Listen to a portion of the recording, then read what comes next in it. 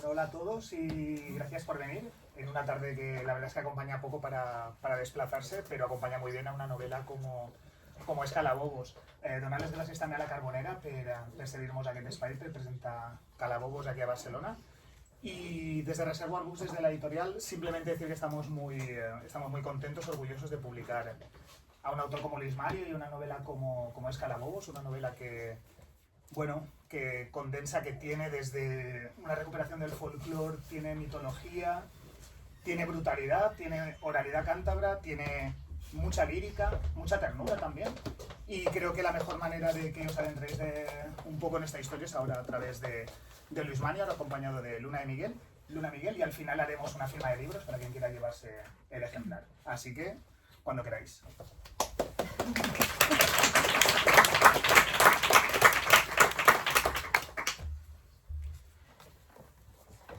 Creo que debo empezar haciéndote una pregunta, que es ¿cuántas veces al día te cagas en Dios? Pues sabes que ninguna. Dios, me siento engañada. Esto, y aprovecho para decir algo muy curioso, ¿no? O sea, nunca me había hecho esta pregunta y es muy curioso que realmente, creo que, no sé si estamos todas de acuerdo con esto, ¿no? Pero yo, por lo menos, desde que comencé en mi infancia, las palabrotas eran algo como muy prohibido, ¿no? Realmente, que era como algo muy adultos y entonces yo recuerdo incluso cuando me empecé a atrever a decir las primeras palabrotas, ¿no? Y me acuerdo que ya una vez que ya todas las palabrotas para mí eran como un recurso cotidiano, ¿no? Sin embargo, el cago en Dios tan famoso y tan repetido en esta región de Cantabria en particular, bueno, en Cantabria en particular, pues para mí quedaba aún como algo prohibitivo, ¿no? O sea, y incluso a día de hoy me atrevo a decir, y yo creo que, bueno, no sé si compartiréis mi agnosticismo, no creo en Dios realmente, pero de repente existe como cierta superstición aún así, ¿no? De lo que se habla en el libro, ¿no? De yo no creo en Dios, pero bueno, si me cago en Dios todavía miro como de reojo por si acaso, ¿no?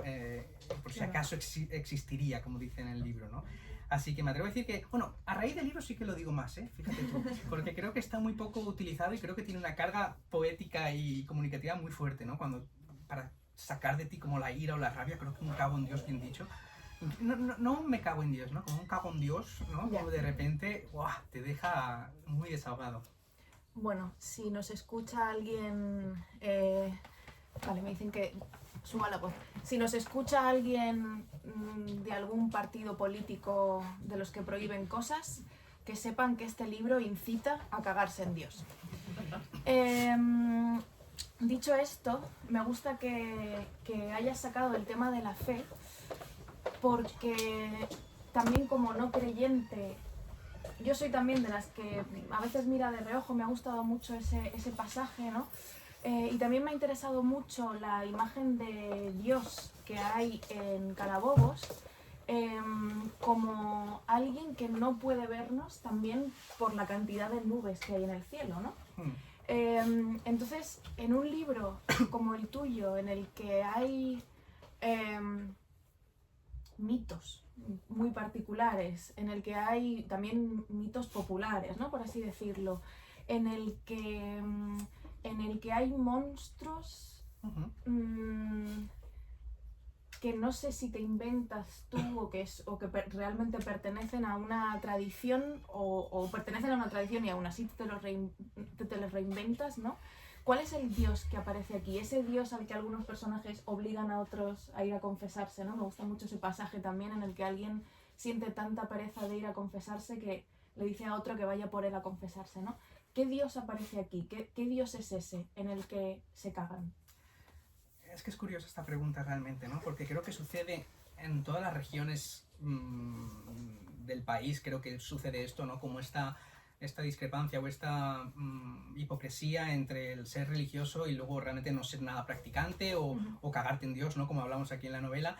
Pero creo que en estas regiones en concreto creo que coexiste incluso una incoherencia aún mayor, ¿no? Que es la de cómo convive, ¿no? Las iglesias, la supuesta fe cristiana de la gente con unas costumbres, unas tradiciones o incluso una mitología, unos personajes, unas historias que provienen de la era precristiana, o sea, de la mitología celta, ¿no? Realmente.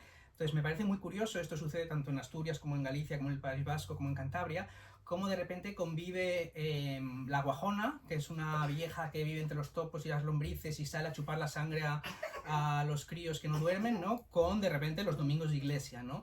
Me parece muy interesante cómo estas regiones, de nuevo creo, alusión, ¿no? Al pasado celta o a la cultura celta que tienen en común, cómo todavía han conservado estas tradiciones. Hay pueblos cántabros que todavía conservan ciertas tradiciones que provienen de la época celta, ¿no? Y que son abiertamente paganas, ¿no?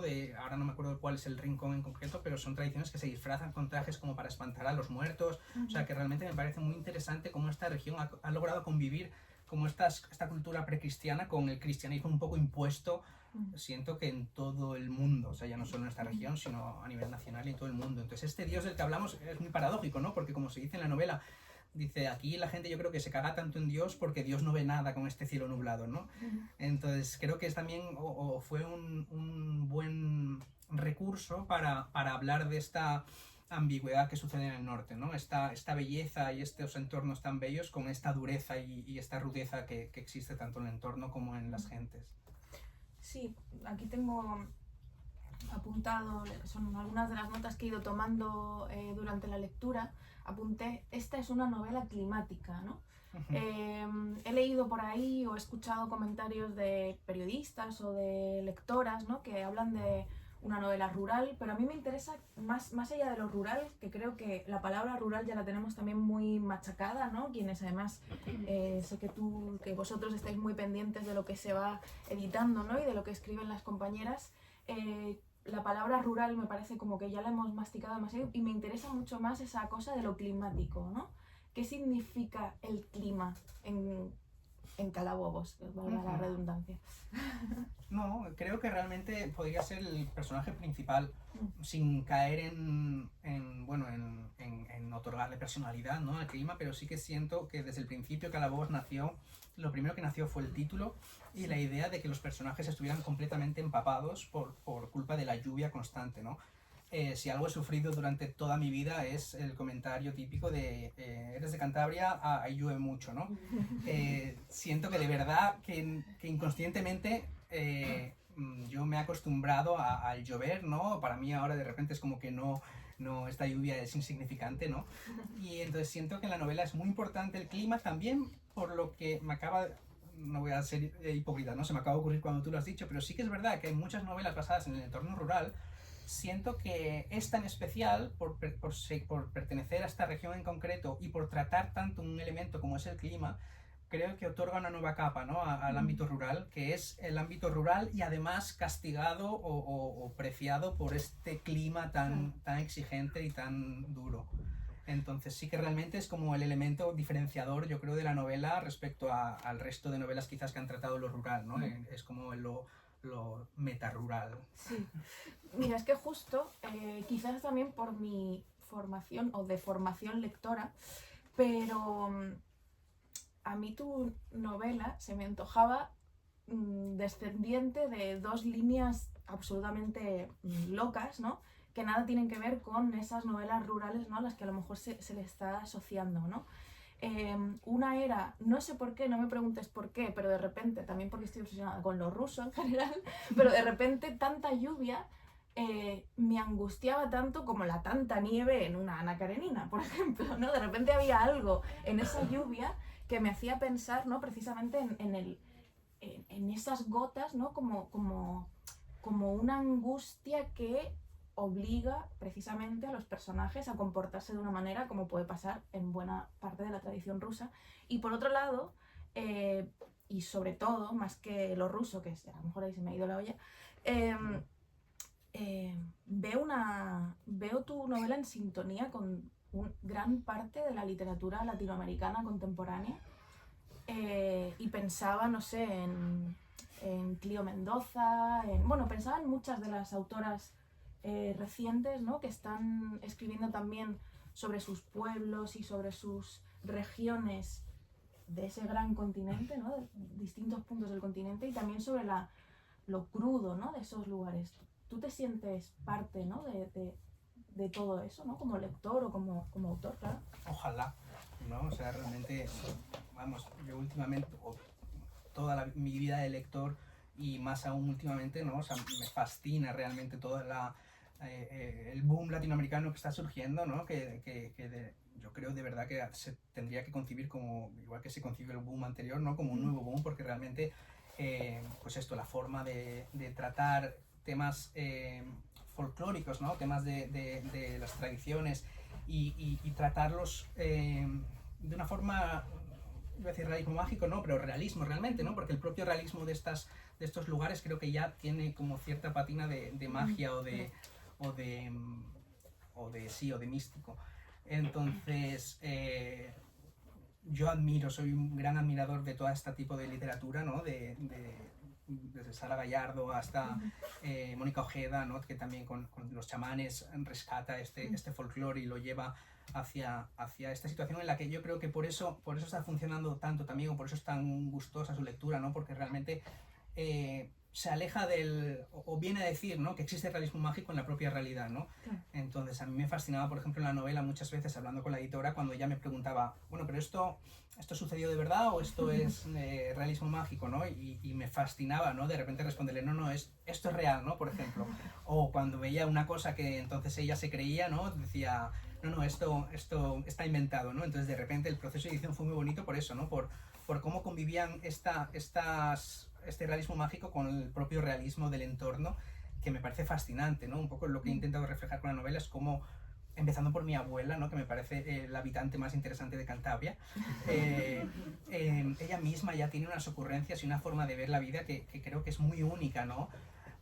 Hoy se me ocurría otro ejemplo, ¿no? de un hombre que, esto lo escuché yo en un bar de allí del pueblo, un hombre que llegó al bar y venía del pueblo de al lado, ¿no? Él era un ganadero que vivía en el pueblo de al lado y que se llama Tagle, y venía al bar del pueblo, solo al bar, solo porque él decía que no le gustaba el pueblo, ¿no? Y cuando llegó al pueblo dice, ay, pues esto no está tan mal, ¿eh? Y le preguntan, ¿por qué? Y dice, no, porque la verdad que tiene buenas vistas de Tagle, ¿no?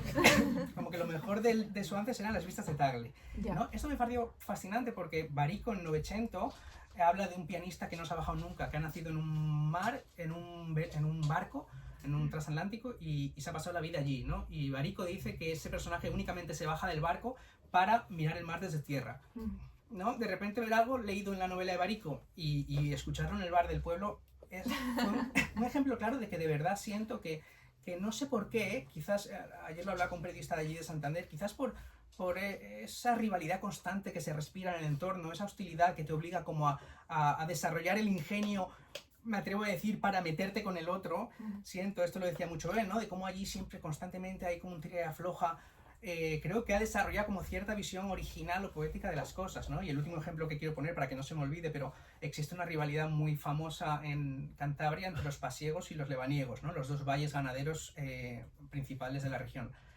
Pues existe un dicho de los lebaniegos que es criticando a los pasiegos, que es como, vale, los pasiegos son capaces de ver la hierba crecer, nosotros los lebaniegos la escuchamos, ¿no? Y esto es para hablar de una rivalidad entre poblaciones ganaderas arraigadas o desde que han nacido en los siglos XVIII y XVII, ¿no? Y me parece de repente de una belleza tremenda, ¿no? Todo este tipo de ejemplos que se dan en la cultura popular y que tampoco he sido el primero, ¿no? O sea, Rodrigo Cuevas ya ha rescatado como toda esta tradición que tiene tanta carga poética y la ha traído aquí, ¿no? Como para, pues lo mismo que el boom latinoamericano, ¿no? Para decir, oye, veamos la belleza que existe también en las cosas tradicionales o en el propio pueblo.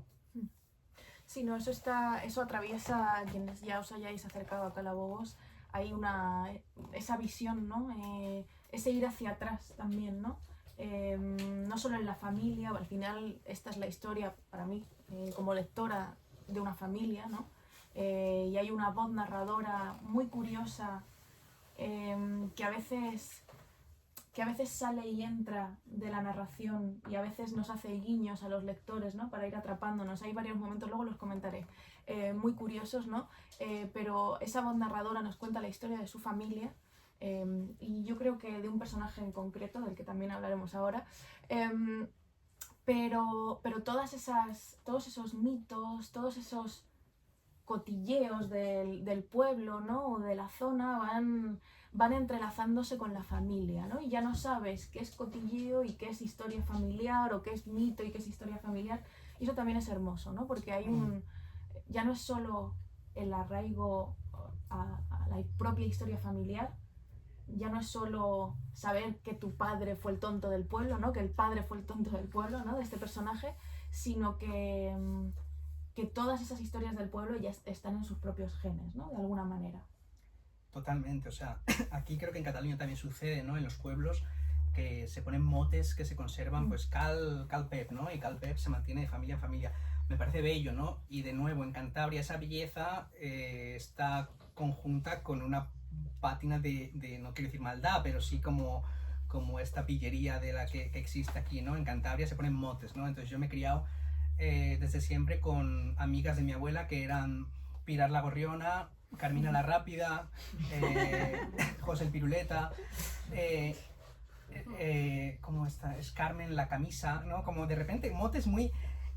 y esto, lo curioso es que estos motes, yo iba con un chico a clase que era segunda generación, o sea, ya era nieto, y le llamaban Gorrión a él, o sea, él era Gorri, el Gorrión, ¿no? Y que realmente me alucina ver que aquello viene desde su abuela, incluso antes, ¿no? Cómo se mantienen estos motes. Entonces, como se dice bien en el libro, ¿no? En el norte se hereda los anillos de boda, la casa de los abuelos y las desgracias, ¿no? Porque realmente hay muchas, yo muchas veces le decía a mi abuela, pero a esta, ¿por qué le llaman la rápida? Y dice, no, pues porque un día llegó a misa, pero llegaba tarde y vino corriendo.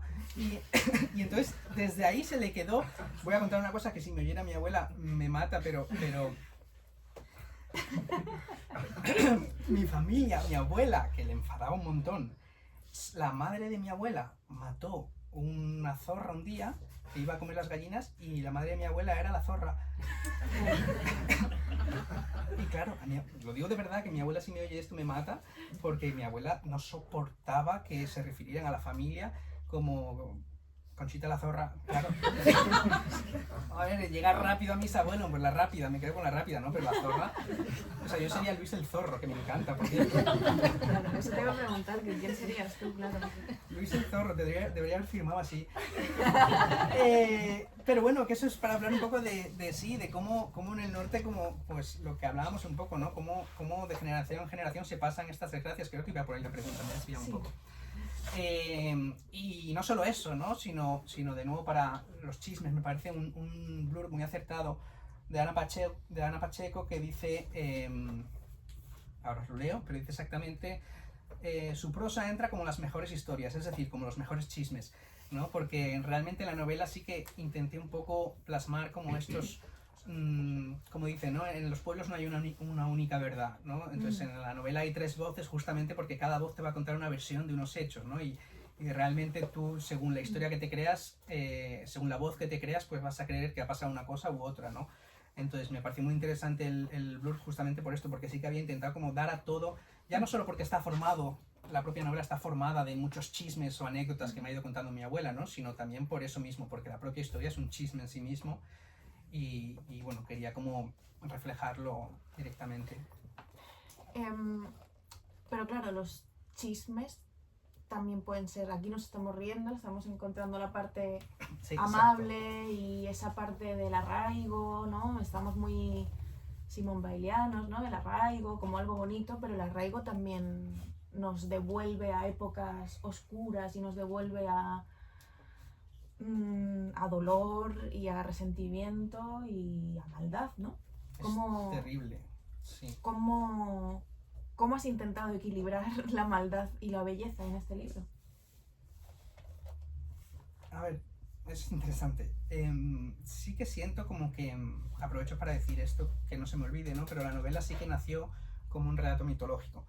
Y como tal, pues según las características que siguen los relatos mitológicos, no hablo tanto de la mitología griega o romana, sino de la mitología celta en este caso, o esta mitología cántabra, que nace como un relato sencillo, cargado de mucha carga poética, que se transmite de forma oral, ¿no? Y que sirve para contar cosas que de otra forma sería muy difícil contar, ¿no? Os he traído este libro, que es bueno, desde pequeño este libro lo teníamos en el colegio, hacíamos obras de teatro representando a seres de la mitología, y yo lo tenía en mi casa y vamos, desde pequeño que he crecido un montón y he mamado muchísimo de esta mitología cántabra, ¿no?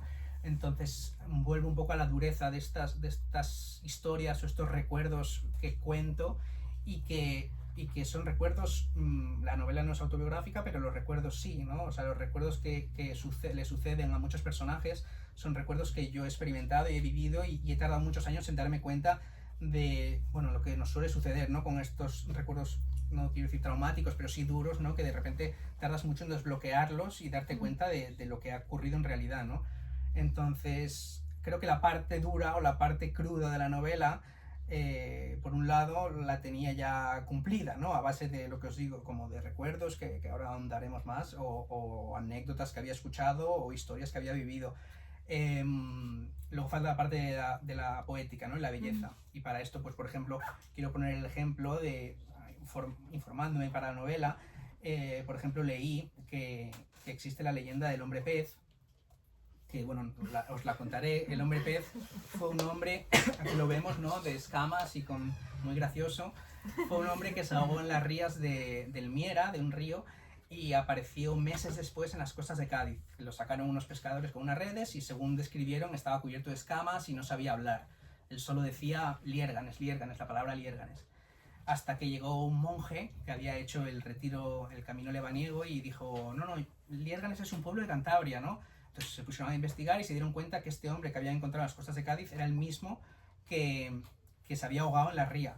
Entonces le devolvieron a Liérganes y él se pasó el resto de su vida, según cuentan, pues desnudo en el río, con sus escamas y siendo un hombre pez, ¿no? Pues para la novela me informé que Gregorio Marañón, el médico, creo que es santanderino, investigó este caso, y este hombre pez que vemos aquí tan feliz y tan contento, en realidad descubrió que había sido un hombre con discapacidad intelectual que se paseaba desnudo por las calles de Liérganes y al que todo el mundo señalaba, ¿no? Entonces ahí vi el atisbo un poco o el recurso de la mitología cántabra, ¿no? O de la mitología en general. Cómo es fácil de repente coger una historia cruda o unos recuerdos duros y utilizar la mitología para contarlo de forma poética, para contarlo que no te sea tan duro contarlo, ¿no? Y yo, para acabar con la respuesta, pero siento que hay muchos recuerdos en la novela que siento que no habría sido capaz de contarlos en una novela autobiográfica, y ni mucho menos habría sido capaz de contarlos en una novela realista, ¿no? En la que únicamente relate esos sucesos como pues una novela más costumbrista, ¿no? Entonces ahí creo que encontré el equilibrio, ¿no? En los relatos mitológicos, es decir, oye, ¿cómo se puede maquillar? Porque realmente es eso, un maquillaje. La mitología siento que es eso, es un maquillaje de algo complicado de contar para que resulte un poco menos crudo. Totalmente. Un maquillaje, me gusta esa imagen, un maquillaje un poco del alma humana, turbulenta, ¿no? En uno de mis espacios favoritos del libro, digo espacios porque creo que el libro, cuando lo abráis, vais a ver que hay espacios en blanco, que hay páginas sin numeración, donde importa la palabra y no el número de página que hay en ella, ¿no? Esto es la maquetación, creo que no sé cuánto has tenido que ver también en eso, pero me parece que es hermoso, ¿no? Cómo juegas con el espacio. Digo espacios de la novela porque hay un experimento, creo, también con lo formal, y creo que es un experimento lírico, absolutamente. Y quizá lo que más se parece a los poemas son los cuchicheos de Mejillón, que me llevaron a pensar también, antes cuando hablabas de que no querías que el clima fuera un personaje, yo pensaba, de repente veía un Mejillón que era un personaje, ¿no? Eso me gustó. Aunque tiene muchas... la palabra mejillón se abre a muchas cosas aquí dentro, ¿no? Pero uno de los espacios, ya digo, que más interesantes es precisamente el de los cuchicheos de Mejillón, donde hay una crítica un poco a lo que venías diciendo, ¿no? Es como una especie de... se concreta esa rabia, ¿no? Los cuchicheos del Mejillón mastican y machacan esa rabia de la que estabas hablando, y son una especie de poemas, esos cuchicheos en los que se debate especialmente sobre la idea, a mi juicio creo, de la masculinidad, ¿no? El tema de la masculinidad y las visiones de la masculinidad y la destrucción también un poco, ¿no?, de la idea preconcebida de masculinidad que tenemos también está en el libro y sobre todo en estos textos, ¿no? Entonces te quería preguntar cómo surgen esos cuchicheos o esos poemas y por qué le quisiste dar ese tema, ¿no?, a ese parloteo. Aquí de nuevo, y si ya hice el ejercicio de honestidad con el libro, ahora de repente aquí con 30 personas voy a hacer aún más ejercicio de honestidad. El narrador del libro cuenta su versión, como decíamos antes, ¿no? Y su versión está vista desde el punto de vista de un hombre criado y crecido allí en este pueblo de Cantabria, que no ha salido de allí y que yo por lo tanto le quise otorgar la mayor sinceridad posible. Y este hombre, que no entraré, eso es según la lectura de cada persona, será lo que deduzcan, pero bueno, es un hombre que niega abiertamente la homosexualidad, que trata de huir constantemente de ella, no sabemos si es por simple homofobia o una homofobia interiorizada, pero bueno, es un hombre que encaja o intenta encajar en el entorno en el que está, ¿no? Obviamente, pues lo que decimos siempre, ¿no? Ningún personaje es el autor, pero todos los personajes lo son, ¿no? O sea, realmente este personaje tiene de mí en concreto, pues como pues esta misma negación que yo tuve durante toda mi infancia y adolescencia de decir, no, a mí no me gustan los hombres, no, esto...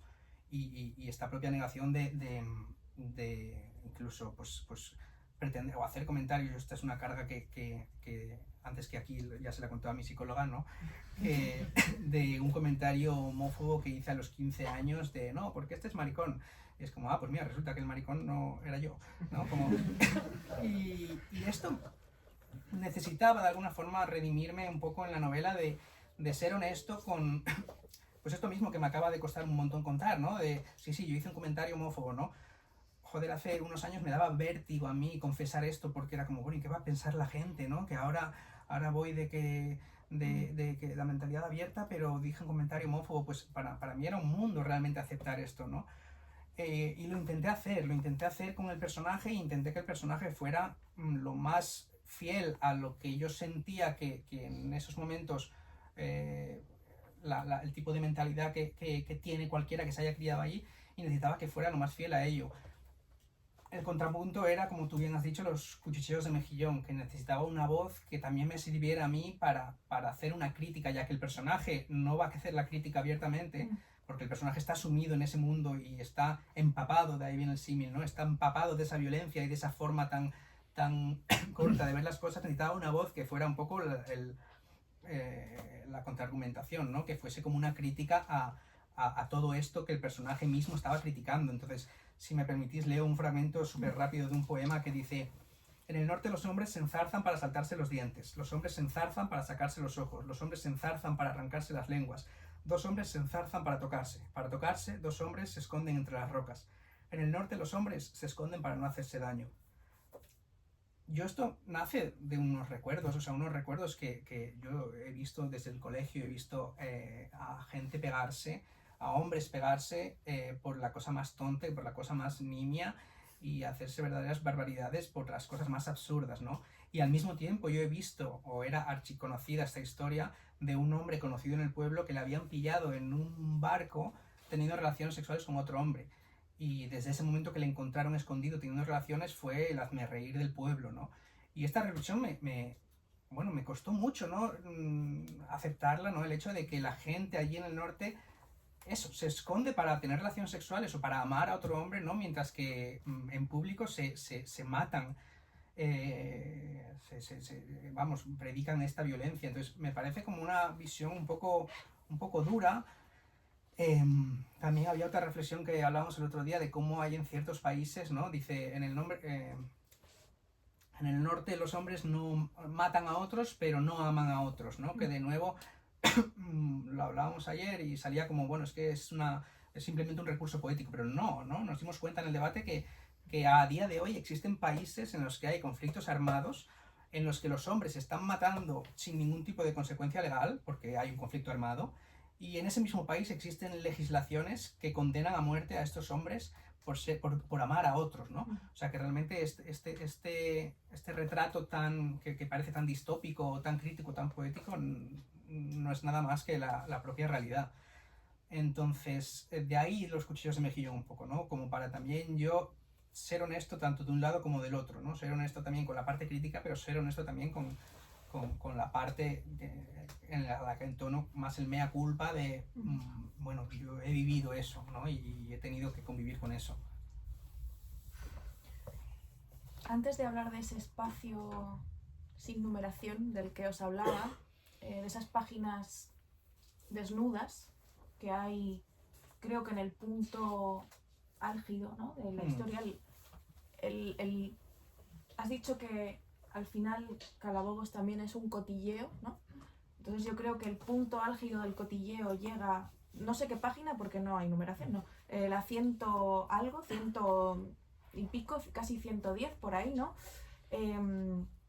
Como un poquito más allá de la mitad del libro, creo que llega a ese punto de aguantar la respiración. He leído por ahí, ¿no?, que hay gente que se ha emocionado y que ha llorado al llegar a ese punto de la historia. La verdad es que se te ponen los pelos de punta, ¿no? Sobre todo también por cómo está contado, ¿no?, y por el humor también que hay en tu capacidad, ¿no?, de volcar humor en el momento quizá que puede dar más dolor a la lectora, ¿no? Pero antes de eso me gustaría que les contaras a ellos y a ellas quién es Mariuca. Hago un poco de sinopsis previa, ¿no? Pero en Calabobos hay un hermano, un hombre, su madre y su abuelo, que están buscando a la hermana de este hombre, que es la hija y a su vez la nieta del anciano, ¿no? Entonces Mariuca es esta persona que está desaparecida y que es la protagonista sin serlo realmente, ¿no? Porque no aparece en toda la novela más que al final, y sin embargo es la protagonista porque es alrededor en la que gira toda esta historia. Mariuca, por poner un símil, es el hombre pez del que hablábamos anteriormente, ¿no? Es una persona que ha nacido con discapacidad física, discapacidad intelectual, de la que dice Mariuca, que dice mi madre nació de un mejillón. Mariuca, que dice Nanda la Chona, que Nanda la Chona es la vecina, dice Nanda la Chona que nació hecha una puta mierda. Bueno, esto de nuevo no es ocurrencia, yo he escuchado, ¿no?, como de repente a gente ahí del pueblo decir, buah, es que este está hecho una puta mierda, cuando está hablando de alguien quizás en silla de ruedas. Esto es verídico, ¿no? Esto lo he rescatado yo de mis recuerdos para decir, joder, o sea, con qué tranquilidad hablamos. En la novela también se habla de subnormales, ¿no? O sea, también yo esto no me lo he inventado, yo he escuchado allí hablando de, pues mira, este ha pescado no sé cuántos chicharros, pues pesca bien para ser subnormal, ¿no? De nuevo, para hacer alusión a una discapacidad intelectual o física, ¿no? Mariuca es esta persona que ha nacido con discapacidad física, con discapacidad intelectual, que ha nacido hecha una puta mierda, como dice en la novela, y es esta persona que bueno, tiene que convivir con un entorno hostil hacia las personas disidentes. Ya hemos hablado de la homosexualidad, pero también aprovechamos para hablar de la discriminación que existe hacia las personas con discapacidad. Yo siento que por lo general, y más aún en un entorno rural, o según lo que yo he vivido desde pequeño o criándome allí, yo he visto que hay tres tipos de tratos hacia las personas discapacitadas, ¿no? Está la mofa, que esto en los pueblos, como bien he dicho antes, existe, ¿no? El tonto del pueblo, o creo que en todos los pueblos ha habido en los años 90, 2000, que hoy lo hablábamos, decíamos que los años 90 son como un pueblo en sí mismo, ¿no? O sea, creo que decíamos como que sí, todos hemos salido del pueblo huyendo de cierta mentalidad, pero los años 90 han sido ese pueblo para todas, aunque fueras de una ciudad.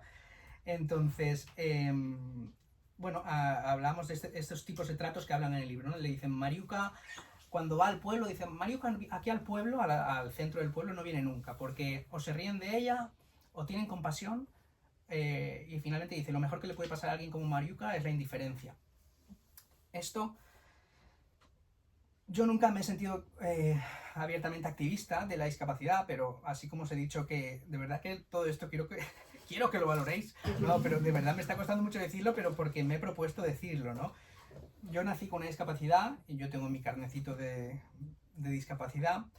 Y yo hasta hace 5 años o 6 no me atrevía a ir con este carnet nunca, ¿no? Y entrábamos con Julia, íbamos a museos y hasta que me dijo Julia, pero vamos a ver, pero si entras gratis con este carnet, ¿no? Y yo era algo que llevaba como un complejo, ¿no? Porque yo había visto como la sociedad en general hacia los discapacitados, las discapacitadas, ejerce como esta posición de superioridad y de ya sea de mofa o ya sea de compasión, ¿no? Como bien he dicho, ¿no? Lo mejor que puede pasar es la indiferencia. Y esto, cuando por fin me decidí a decir, no, pues acéptalo, ya está, aprovéchate, ¿no? de esta ventaja incluso. Pues os cuento la primera ocasión en la que lo viví fue un día entrando a un museo y yo llegué y le dije, por favor, ¿nos das 2 entradas? Sí, sí, claro. Mira, yo tengo esta tarjetita para el descuento. Y acto seguido, en el momento que vio la tarjeta, entonces dejó de dirigirse hacia mí, cambió a dirigirse a Julia y le dijo, mira, ¿le pones esta pulsera? Claro, yo creo que ella dijo, a ver, mira, así aparentemente no le falta un brazo. Ya le veía yo la mirada un poco... Y esto nos ha pasado muchas veces, ¿no? Y de repente fue como... Claro, yo no quería como de repente hacer una apropiación cultural, no sé si es esto del activismo discapacitado, ¿no? Porque digo, ay, yo pues cuento con la ventaja, ¿no? De que no es una discapacidad que me interrumpa o que me haga que mi vida tenga como algún tipo de dificultad o no es una discapacidad que a simple vista... Pero de repente estas ocasiones fue como, ya puedo, ¿no? Como ya he sufrido esta discriminación, ya puedo. Y entonces sentía como también esa reivindicación, ¿no? Esa ocultación que he hecho hasta los 20 y muchos años, pues tanto de mi orientación sexual como de mi situación de discapacitado, pues quería con este libro también un poco decir, y con esta presentación en sí misma, ¿no? Decir, no, pues si tantos años te lo has escondido, te lo has callado, ahora tienes que ser el mayor pesado con esto, o sea, luego si quedamos hablaremos de discapacidad y de homosexualidad únicamente. Pero bueno, Mariuka es de nuevo, ¿no? Este personaje que me permite hablar. Mariuka no se habla tampoco de la homosexualidad de Mariuka, de la orientación sexual de Mariuka, pero de nuevo Mariuka sí que escogí la etiqueta de discapacidad para sufrir este entorno, pero creo que es una metáfora también de todo tipo de disidencias o todo tipo de personalidades disidentes, ¿no? Entonces es un reflejo de estas personas que por estar en ese entorno han sufrido pues algún tipo de discriminación de ese tipo, ¿no? Sí, como decía, es emotivo llegar al momento en el que aparece, porque además aparece en una circunstancia también terrible. De hecho, otra vez la conexión latinoamericana me hizo pensar, salvando todas las distancias de lo que tiene que ver con la cuestión política y social, ¿no? A la que aluden algunos de estos libros, pero me hizo pensar, por ejemplo, en Cometierra, ¿no? Y en esa cosa de la desaparición, en esa angustia que creo que aquí está muy bien trabajada, en esa angustia de no saber por qué alguien ha desaparecido, si es porque está vivo o está muerto, si es porque le han hecho daño o no le han hecho daño, si está bien o no, por qué ha desaparecido, ¿no? Y yo pensaba, por ejemplo, eso, ¿no? En Dolores Reyes y Cometierra, ¿no? Ya digo, salvando la distancia también del tema de fondo, sí. Pero linkándolo, ¿no? a esta idea de las desaparecidas también, ¿no? De cómo contar la historia de una mujer a la que no sé si no puede hablar, pero a la que no la dejan hablar, ¿no? ¿Cómo has encarado tú esto, ¿no? Para el hecho de contar la historia de alguien a quien no le están dejando hablar, al fin y al cabo. Bueno, creo que eso sucede mucho también de nuevo en los pueblos, ¿no? El conocer a alguien antes de conocerle, ¿no? Realmente cómo existen 1000 versiones de esta persona con la que tú mismo te vas construyendo una imagen, ¿no? Y realmente me parece muy curioso, o sea, es algo de estas cosas que haces inconscientemente y que ahora cae en ello, ¿no? Como realmente Mariuka está retratada desde el principio, desde la primera línea, desde el primer párrafo, está retratada y desde ahí que te van haciendo constantemente un retrato de ella, pero no acabas ni de visualizarla directamente en la novela ni de escucharla a ella, ¿no? Entonces, bueno, esto me pareció muy curioso también porque siento que de nuevo en estos entornos rurales muchas veces bueno, como que es muy habitual, ¿no? El construir un retrato a base de las cosas que te van diciendo y a base de lo que te van contando de esta persona. En este caso, como te digo, creo que fue más una necesidad narrativa, porque Mariuka estaba perdida desde el principio, ¿no? Entonces es como, bueno, ¿cómo puedo hablar de ella si está perdida, ¿no? Realmente podría haber de repente tenido como una historia paralela en la que se narra la situación en la que está Mariuka, ¿no?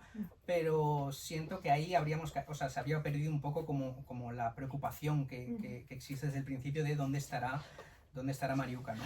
Entonces, bueno, como digo, creo que fue más bien inevitable el hecho de tener que contarte cómo es Mariuka sin mostrártela o sin enseñártela, para que tú te fueras haciendo como esa imagen, ¿no? Creo incluso que, me atrevo a decir que al final hay algún pasaje o la única frase que dice ella, que no voy a leer porque desvelaría cosas, pero bueno, hay una frase cuando le dice el hermano, le dice, ¿y qué andabas haciendo?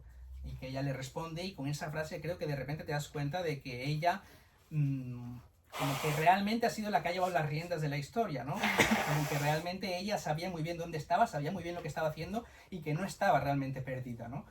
No sé, me parece curioso esta forma de verlo.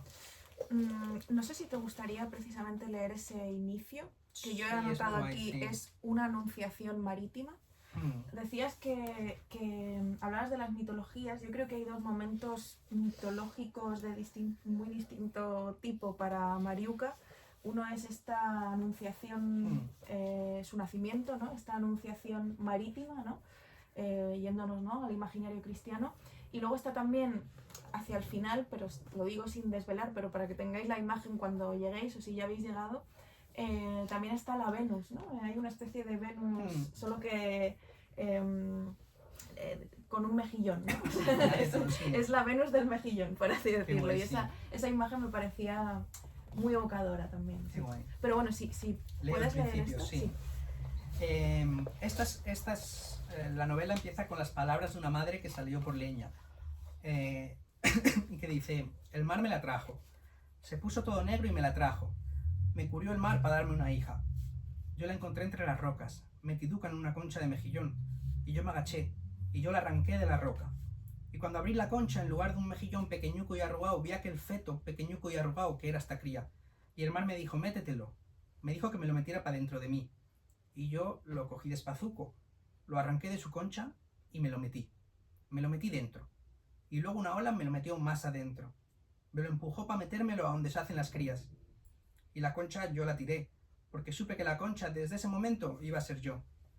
Esta pobre criatura me la trajo el mar, como a la Virgen una paloma, se la arranqué al mar, y lloro porque algún día me la arrancará de mí, lloro porque algún día se la volverá a llevar. Mariuka, mi corazón, desgracia mía, ya no sé cómo buscar maneras para quererte.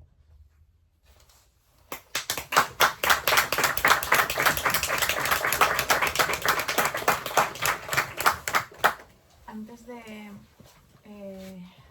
dejar que te hagan preguntas, bueno, me dejo un montón de cosas aquí, pero antes de dejar que te hagan preguntas, que veo que hay cara de hacer preguntas, y ya que has leído este fragmento con un buen acento además, quería preguntarte cómo has calculado, no he hablado nada del lenguaje, porque creo que es algo que prefiero que quizá te pregunten ellos, pero ¿cómo has calculado la cantidad de ucos que aparecen en el libro? Es decir, ¿lo ibas midiendo? ¿Te iba saliendo natural? ¿Había demasiados de cuando en cuando? Te lo pregunto como almeriense, que no tengo acento almeriense, pero el illo, cuando me conoces más y estás en la intimidad, lo uso mucho, ¿no? También los almerienses dicen que el viento les vuelve locos, o sea que eso nos une. Pero bueno, la cuestión es esa, ¿no? Si yo me pusiera, ¿no?, a pensar en almeriense y a pensar en los diminutivos, me sentiría también a veces, no sé si impostora, pero como que me costaría calcular la cantidad de illos que aparecerían, ¿no? ¿Cómo has calculado tú tus ucos? No caer en la parodia, ¿no? Vale. A mí me pasaba mucho.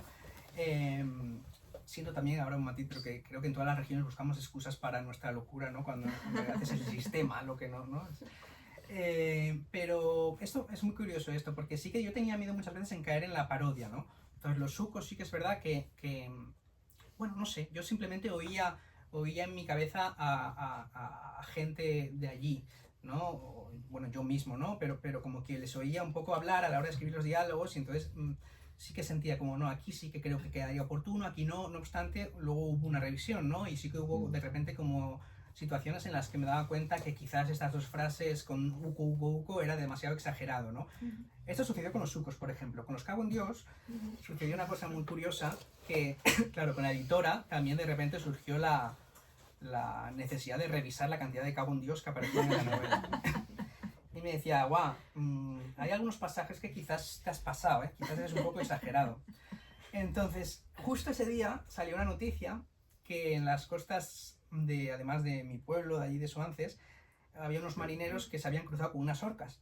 Y entonces la noticia era los marineros grabando a las orcas cómo intentaban chocar al barco. Entonces le pasé este vídeo a mi editora y le dije, para que veas que no exagero, ¿no? O sea, en 1 minuto y medio quizás había 25 cago en Dios. O sea, era como, cago en Dios que vienen, cago en Dios que están ahí. O sea, era como una coletilla que realmente dije, vale, no he exagerado, yo lo que recuerdo, ¿no?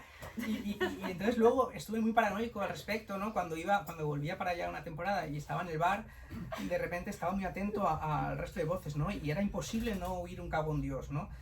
Entonces creo que sí, que los cago en Dios, incluso los sucos, son algo de lo que, no sé si a ti te pasa con el Illo, ¿no? Pero que yo toda mi vida he tratado de evitar, ¿no? Por igual que ciertas palabras aquí, igual que ciertas formas de expresarte, he tratado de evitar porque eso me llevaba o me asociaba de alguna forma a Cantabria, al pueblo. O sea, yo desde que llegué aquí a Barcelona, bueno, como que no voy a hablar de minoría, ¿no? De repente ahora los cántabros somos una minoría discriminada, ¿no? Ni mucho menos, pero bueno, las bromas siempre han existido, ¿no? Alrededor de, tú vienes de Cantabria, ¿y allí qué? ¿Tenéis wifi?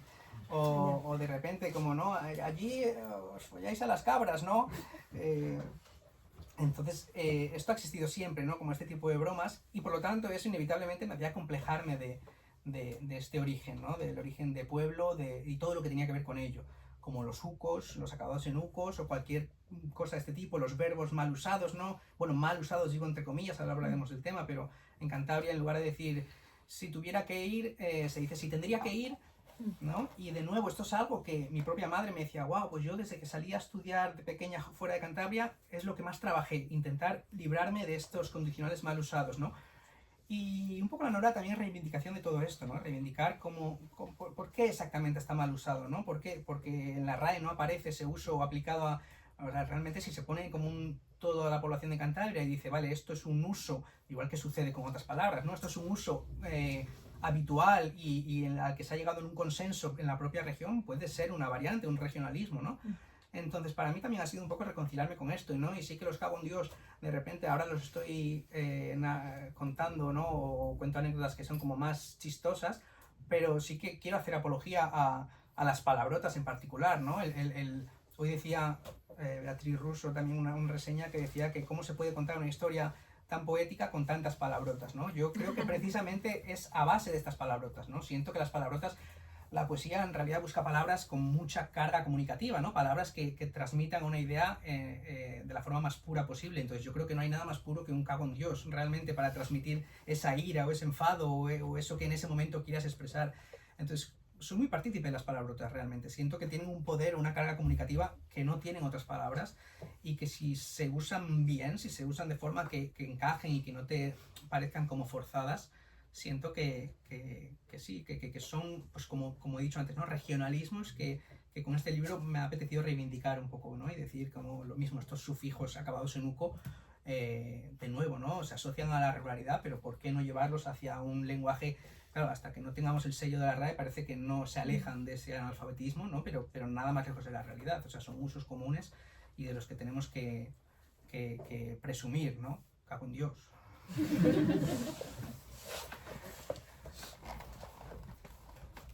¿Preguntas?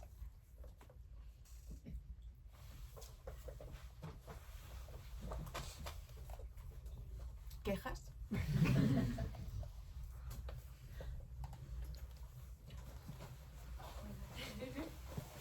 Me interesa mucho el proceso creativo, porque al ser, como has comentado, una novela que mira tan hacia atrás y esa reconciliación que buscas de algo que como decía Luna, cuando miras atrás, ¿no?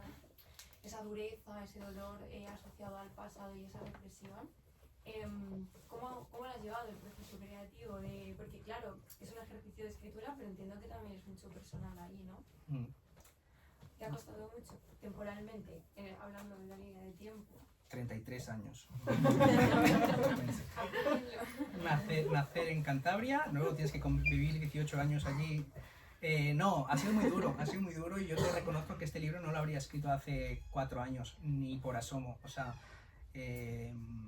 como os contaba antes, en confidencia, pero sí, o sea, he hecho mucho trabajo lo primero de perdonarme ciertas cosas, ¿no? O del pasado, ¿no? O aceptar que bueno, que vamos cambiando y vamos aceptándonos y vamos evolucionando, ¿no? Y para mí esto era muy complicado, ¿no? Os lo prometo, que yo pasaba como crisis muy fuertes de ansiedad por un comentario homófobo que hice a los 15 años, ¿no? O sea, os lo cuento ahora como... No estoy exagerando, realmente, de verdad que sentía como ataques muy fuertes de culpa y de ansiedad por esto mismo, ¿no? Entonces, para mí, esto es algo que llevo trabajando mucho, esta parte en concreto, en terapia, ¿no? Y por lo que os digo que hace 4 años no me habría atrevido a decir que el narrador de esta historia es homófobo, porque yo con 15 años era homófobo, ¿no? O sea, de hecho, ahora que estaba diciendo esa frase me está dando vértigo, ¿no? Decirla, ¿no? Pero bueno, que creo que es un ejercicio que tenemos que hacer todas bueno, partir de algo que hacemos mal, ¿no? Partir de que hemos vivido en los años 90, ¿no? Y de ahí deconstruirnos y lo primero para deconstruirnos es aceptar como estas cosas, ¿no? que hacíamos mal, ¿no?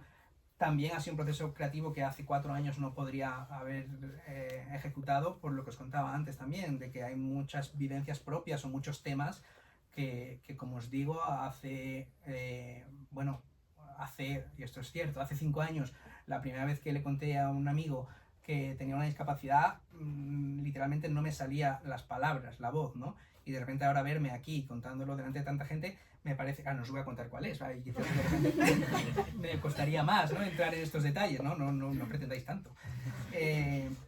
Pero de nuevo, siento que hace 4 años no habría sido capaz. O sea, ahora me da mucho vértigo hablar de esos temas, pero como os he dicho, ¿no? Es un poco también de... Había ciertos temas que también me daba mucho vértigo tratar y yo mismo como que me forzaba a hacerlo por decir, no, es una especie de redención por mi parte, ¿no? De decir, si te has estado callando tantos años estas cosas, pues ahora es hora de hablarlas en el libro, de hablarlas en todas las presentaciones y de hablarlas en todos sitios que puedas hablar de ellas, ¿no? Entonces, sí, no recomiendo a nadie el proceso creativo, pero sí que ha sido complejo. O sea, luego a nivel, también ha tenido la parte bonita, ¿no? La parte bonita de ensalzar también lo que se ensalza en la novela, que es pues esta belleza, esta mitología, este folclore, que de repente me he dado cuenta que yo admiraba de alguna forma en secreto o sin ser consciente, por el hecho de nuevo de ser cosas de pueblo, ¿no? Y de nuevo yo Cantabria, por ejemplo, es algo de lo que siempre me he desvinculado hasta el momento que dije, espera, joder, que está guay ser de Cantabria, ¿no? O sea, como... toda esta gente de Barcelona, de Madrid, no, pues yo soy de Cantabria y es algo que de nuevo pues sí me ha gustado, o he hecho un trabajo también de llevarlo con orgullo y de presumir de ello, ¿no? Que creo que la novela también hace, no quiero solo centrarme en la crítica que hace de cosas de aquí de Cantabria, sino también en una exaltación también de la belleza y del propio folclore que siento que tenemos y que no es nada conocido, ¿no? O sea, si yo os hablase de todas las criaturas mitológicas que existen, por ejemplo, es un abanico inmenso. Yo no sé, ahora tampoco puedo comparar, ¿no? Pero sí que siento que es un abanico muy extenso comparado con otras regiones y que además es único, porque tienes Asturias o Galicia o País Vasco que tienen personajes similares, pero no son exactamente los mismos nombres ni las mismas historias. Entonces, bueno, no sé, me he ido un poco de la pregunta, pero que siento que estas cosas se están haciendo ya, ¿no? O sea, no he sido yo el primero de repente en reivindicar el folclore, o tenemos hace años ya a Andrea Abreu, toda la corriente latinoamericana que hablábamos antes. Tenemos, para mí, la referencia como más clara también con Asturias y Rodrigo Cuevas, ¿no? Que también creo que ha sido como un estandarte de esta reivindicación de lo rural y de traer, como de conseguir que de repente un estadio entero esté bailando una canción asturiana del folclore, ¿no? O sea, me parece como que son unos ejercicios muy interesantes a nivel narrativo y a nivel también de literario, o sea, de cómo democratizar un poco también la literatura, como se habla en el libro que dice, no, la literatura, los libros defienden a los pobres, pero hablarles rara vez, ¿no? O sea, cómo la literatura sigue estando en los libros, seguimos teniéndolos en este stand, en este ¿cómo decirlo? En este pedestal. Y el mero hecho de utilizar muchas veces lenguajes técnicos para ensayos o para discursos políticos creo que es una barrera clasista enorme, ¿no? Pues reivindicar un poco también el acceso a la cultura a todo tipo o sea, a gente con todo tipo de formación académica, ¿no? Creo que sería muy interesante de repente ensayos filosóficos con un lenguaje coloquial o discursos políticos con un ensayo, un hablar coloquial. Para aquí porque si sigo, o sea, me he ido de la pregunta un montón, o sea...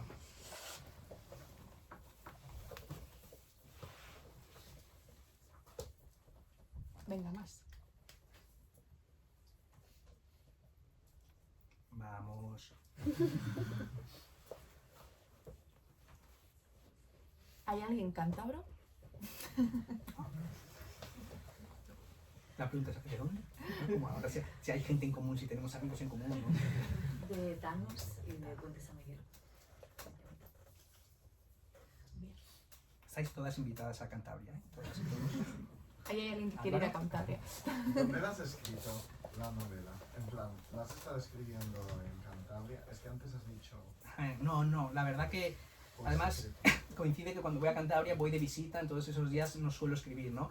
Pero sí que os confieso que muchas veces me servía como trabajo de campo, ¿no? De repente ir a Cantabria y como estar muy atento, ya en el proceso último, ¿no? De escritura, pero estar muy atento a expresiones o frases que oía. Y esto es muy curioso, era muy gracioso porque de repente yo llegaba de un fin de semana y le decía a la editora, claro, el texto estaba entero cerrado, y yo venía y le decía, no, ¿puedo cambiar esta frase? Y dice, sí, claro, mira, quiero poner cago en Dios al principio otra vez, y de repente una coletilla, y yo siento que ella pensaría, pero esto a nivel narrativo, ¿qué? O sea, y yo era como, sí, es que he escuchado esta frase este día, y me ha resonado como es una frase tan dicha allí, ¿no? Entonces de repente era como, sí, como cuando iba para allá, no escribía porque las circunstancias no me daban para escribirlo, pero era como también eso, impregnarme un montón de cosas, ¿no? O también creo que desde que empecé a escribirla hice algo que llevaba haciendo toda la vida, pero lo empecé a hacer de forma más consciente, ¿no? O sea, de nuevo hago alusión a mi abuela Conchita, ¿no? Que tiene aquí un blur que dice que esto es una especie de la jodimos con vistas a la bahía. Que me parece, de nuevo, no sé qué significa esa frase, no la he encontrado en ningún sitio, pero a mi abuela cuando le preguntas, ¿y esto qué es? Y me te dice, una especie de la jodimos con vistas a la bahía. No sé lo que es, pero me parece precioso, o sea, entonces, de nuevo, o sea, cuando a raíz de empezar a escribir el libro, con más consciencia, entonces cuando iba a casa de mi abuela, apuntaba aún más las historias, ¿no? La mayoría que están aquí están de que yo todavía las he escuchado de ella, y entonces las iba memorizando, o algunas las iba apuntando, entonces al empezar el libro pues rescaté estas notas, ¿no? Pero sí que es verdad que cuando empecé, pues cada vez que iba, entonces con consciencia de ello, le pedía más vivencias o más anécdotas, entonces hay muchas vivencias propias de mi abuela, además, como he dicho, o sea, mi abuela ha sido peluquera, ha sido cantante, ha sido criadora de cerdos, de gallinas, no ha sido escritora porque no ha tenido tiempo, ¿no? Realmente, porque las ocurrencias que tiene mi abuela, de verdad os digo que pues como antes poníamos el ejemplo, ¿no? De Barico, el paralelismo con Barico, o sea, mi abuela fue a la pescadería y le dijeron, esto es real, fue al súper, al BM que tenemos allí, y le dijo la pescatera, ¿no? Me sale en catalán de repente ahora, la pescadera. Le dijo, está la segunda unidad de mejillones a mitad de precio. Y mi abuela se plantó y le dijo, pues a mí me pones solo la segunda. Esto está en el libro y tengo que confesar, ¿no? Abiertamente que no es ocurrencia mía porque es suya, ¿no? Y de repente me parece precioso ese tipo de ocurrencias, ¿no? Que tiene. O un día que mi hermana salía a hacer footing, ¿no? Y de repente llegó un día haciendo footing hasta casa de mi abuela. Y le dijo, abuela, he venido corriendo. Y le decía mi abuela, ¿y tanta prisa tenías, hija? ¿No? Como de repente todo este tipo de contestaciones que tiene, yo desde pequeño he mamado de esto, ¿no? Y me parece algo precioso, ¿no? Que hace un poco alusión a lo que hablábamos antes de los pasiegos, de los rebaniegos, de que siento de verdad que en esta región de Cantabria, por la razón que sea, o sea, la razón más poética que se me puede ocurrir es la belleza del entorno que influye en las personalidades, ¿no? Pero sí que de verdad siento que la gente, o cierta gente, está cargada de una poética y una retórica muy única en el entorno. O sea, porque mi abuela es un caso único, por supuesto, pero existen muchos casos, ¿no? Como los que hablábamos antes. Entonces, dicho esto, todo el mundo a Cantabria, a casa de mi abuela. Luis, cuenta si quieres, porque en la presentación de Madrid explicaste la portada y creo que es ¿La guay. portada? Ah, pues os cuento la portada. La portada estoy enamorado de ella, la verdad. En el proceso de edición pues se barajaban varias portadas, ¿no? Y coincidió que estábamos, Julia y yo, ese mes estábamos en Burdeos y fuimos al Museo de Bellas Artes, y en el Museo de Bellas Artes había un pintor francés que retrataba animales. O sea, lo único que pintaba eran escenas de la naturaleza de animales. No estaba este cuadro, pero había muchos retratos de animales, muchas pinturas de animales en las que se veía un entorno que no sé exactamente, bueno, él era de Burdeos, el pintor, por lo que me llevaba a pensar en pues estas zonas rurales del suroeste de Francia, que se parecen mucho al Cantábrico, obviamente, en plan zonas verdes, mucha lluvia, cielos nublados. Entonces recuerdo que descubrimos al pintor y por casualidad llegamos a casa y descubrí esta foto del pintor, buscando al pintor, y dije, wow, o sea, las vacas podrían ser perfectamente de Cantabria. O sea, está la vaca Limousin, que en el libro se dice, ¿no? Que se dice marrón porque el personaje no sabe francés, entonces la llaman la vaca marrón. La vaca frisona, ¿no? Luego faltaría la tudanca, que quiero hacer ya alusión como a todo tipo de vacas. Pues, podemos seguir luego una otra charla sobre vacas. Y entonces me parecía ideal, no solo por el entorno, que encajaba perfectamente. Teníamos otras opciones que quizás como se alejaban un poco de ese entorno cántabro, ¿no? O sea, a mí me habría gustado como que estuviese la pintura o la foto como hecha o representando algún pasaje, algún paraje cántabro. Entonces esto era ideal, pero ya no solo por eso, sino por la propia foto en sí. Me interesaba mucho transmitir como esa violencia de la que quería hablar en el libro, ¿no? O sea, aquí tenemos el enfrentamiento entre dos seres, ahora entraremos a definirlos, que transmitían como esta violencia, ¿no? De la que queríamos hablar.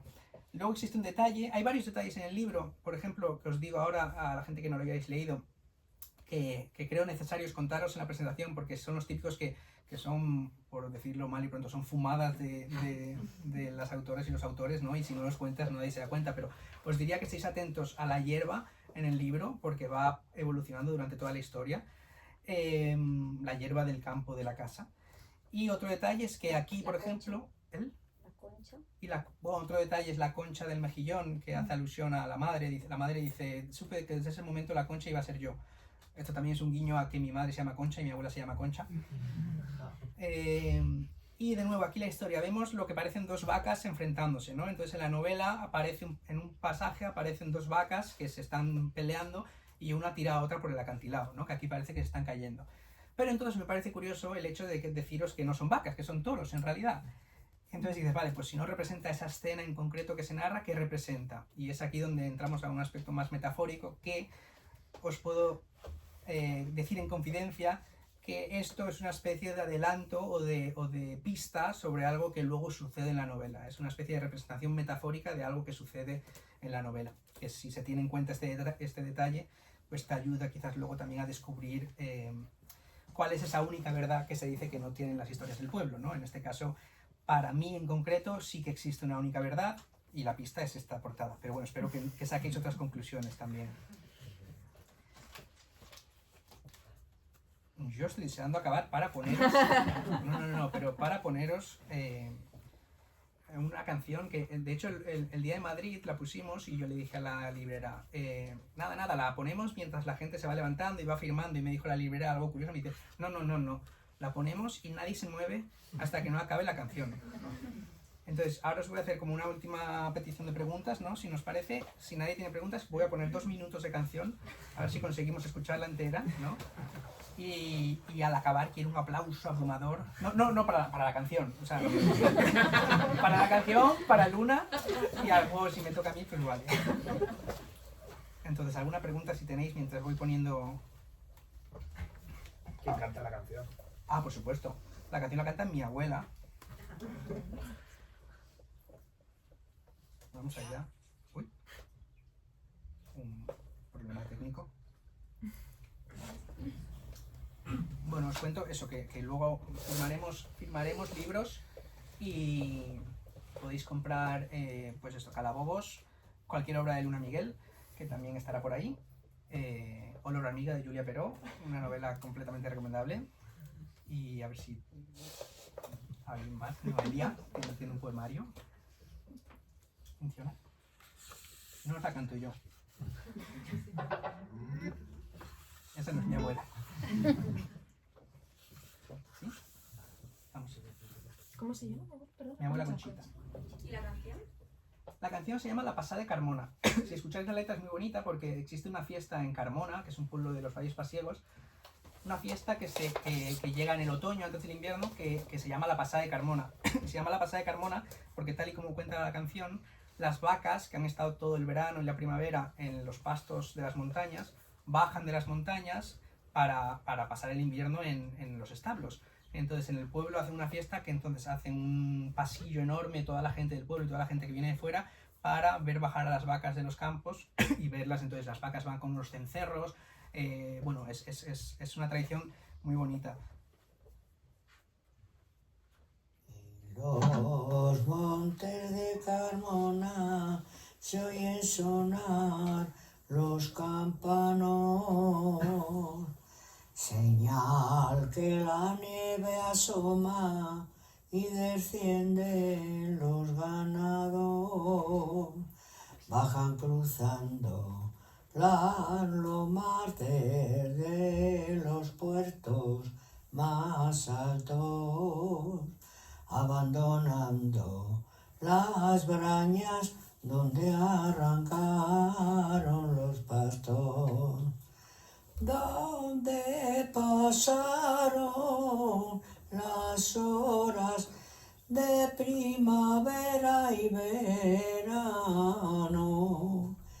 entre riscos y veredas, entre lobos y venados, y agrupándose una y otra, bajan del monte hacia el llano, patiendo por las laderas, entre bardales y escajón, y una vez en carretera es contemplado su paso, porque la estampa es muy bella bajo el son de los bagajos. Ya entra el pastor en el pueblo, al ganado va silbando. Las vacas bajan muy gordas y muy lucidos los gatos, y se meten en la tasca y a beber unos vasos, y el perro con sus carranclas se sienta al pie de su amo. ¡Viva Carmona, señores! Ese hermoso pueblo cántabro. Y viva los carmoniegos con sus ganados tudancos. La canté entera, ¿eh?